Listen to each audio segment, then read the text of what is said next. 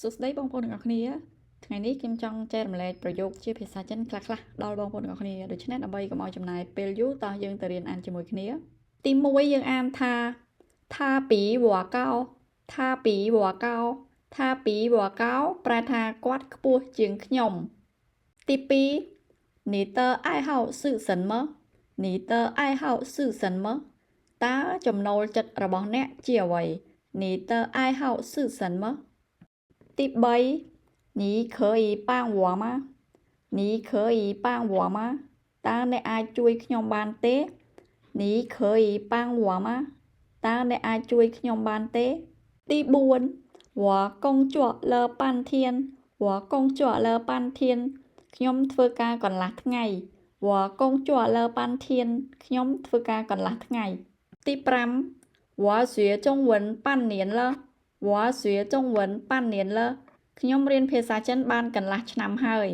我学中文半年了ខ្ញុំរៀនភាសាចិនបានកន្លះឆ្នាំហើយទី6我要一杯咖啡我要一杯咖啡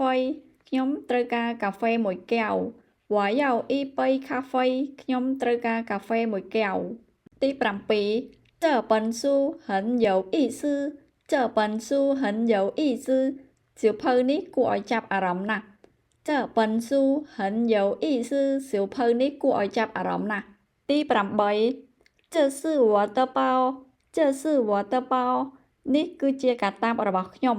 这是我的包នេះគឺជាកាតាបរបស់ខ្ញុំ谢谢你的帮忙谢谢你的帮忙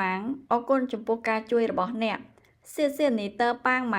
អរគុណចំពោះការជួយរបស់អ្នកទី10他喜欢白衬衫他喜欢白衬衫គាត់ចូលចិត្តអាវពណ៌សអរគុណបងប្អូនទាំងអស់គ្នាសម្រាប់ការទស្សនាវីដេអូមេរៀនមួយនេះរហូតដល់ចប់ជួបគ្នានៅវីដេអូក្រោយៗទៀតជម្រាបលា